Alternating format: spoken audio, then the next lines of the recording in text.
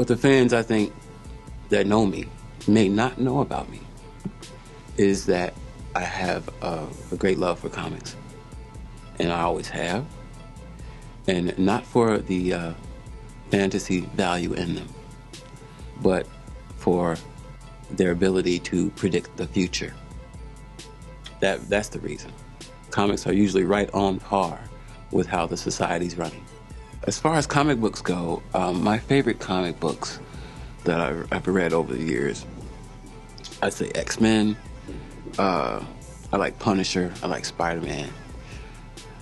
I love, actually, a few oddball characters. Bombshell, I like, Black Widow. I like certain characters here and there, sporadically placed through DC Comics, through Marvel, and even through Image. I even liked Spawn when he came out as well. So, my influence, is quite vast, and I try to keep it that way for the purposes of I don't want to miss anybody who's going to be great. But my favorite artist as of now, and has been over the past 15, 20 years, is Alex Ross. And it's because he's got that sensitive, he's got a real sensitive hand. He comes from an artistic background. His mom did pinups, old school pinups for all of the, for some grocery stores and for department stores, for, I'm sure lots of marketing type level stuff.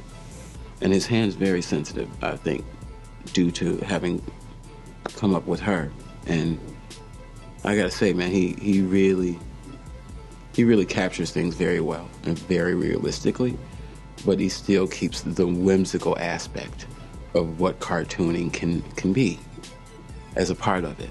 So, though it looks very, very real, it's still very, very playful and very, very, explosive. And, all those things that you want from your comics are still popping through really hard, like you like to see them. So, that's my dude. Alex Ross has worked on Superman, Batman, Green Hornet, Green Lantern, I should say. He's done Hulk. I mean, all of the big boys, because he's done all of the poster boards for the Marvel trailers and all of that stuff. So he gets hired for the big boy billboard work. And I gotta say, man, he deserves every bit of it. Him and Jim Lee are my two favorites.